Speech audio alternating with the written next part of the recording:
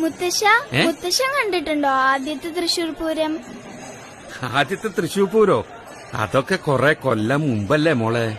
ഒരു 1796-98 സമയം.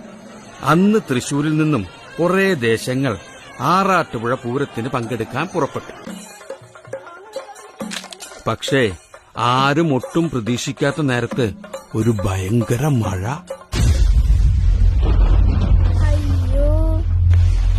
മഴ കാരണം നമ്മുടെ തൃശൂർ ദേശക്കാർക്കാണെങ്കിലോ ആറാട്ടുപുഴയിലേക്ക് സമയത്തിന് എത്താനും പറ്റിയില്ല. അതുകൊണ്ട് അന്നത്തെ ആറാട്ടുപുഴ നാടുവാഴികള് തൃശൂർ ദേശങ്ങളെ പൂരത്തുനിന്ന് അങ്ങോട്ട് വിലക്കി.